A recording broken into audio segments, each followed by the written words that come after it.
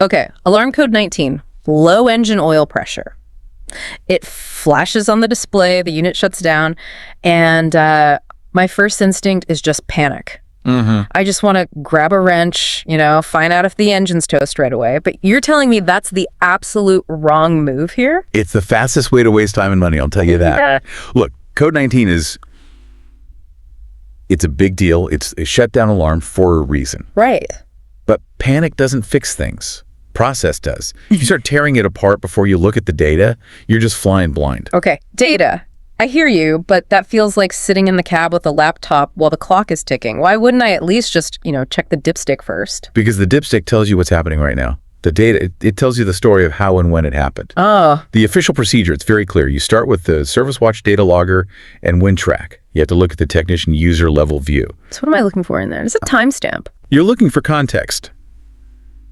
Did the alarm trip right at startup? Was the engine screaming under a heavy load? Or did it just, pop up randomly at idle? I see. So that context tells you if you're chasing a real mechanical failure or maybe just a ghost in the machine? Exactly. So let's say you've checked the data. It's not totally obvious what's going on. Now you can open the doors and check the oil. Finally. But first, check for an accomplice. Is there an alarm code 31 there? Check oil pressure switch. Yep.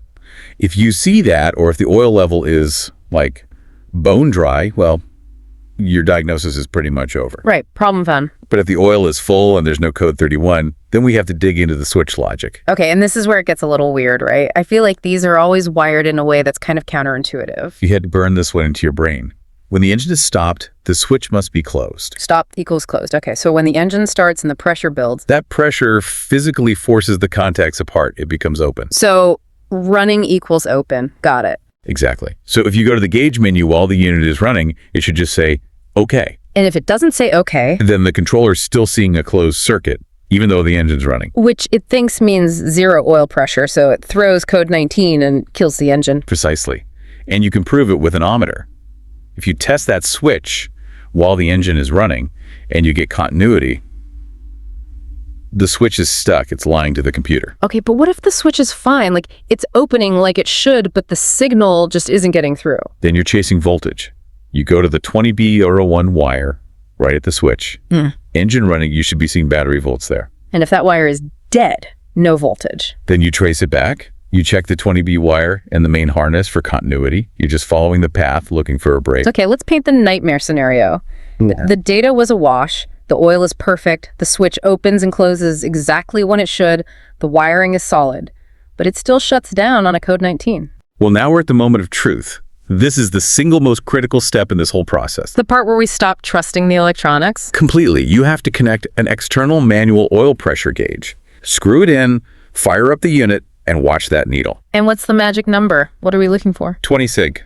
20, that's the line in the sand. That's the line. If your manual gauge is sitting pretty at, say, 25 p sig, but the controller is screaming alarm 19, you know the engine itself is fine. It's a sensor problem or a board problem. Right. But if that manual gauge drops below 20... then the computer was right all along. We have a real mechanical oil pressure problem. And that's the ballgame.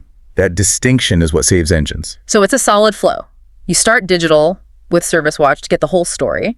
Always data first. Then you verify the weird switch logic, running equals open, check your voltage on the 20B line, and only then you verify physical reality with that manual gauge. Right.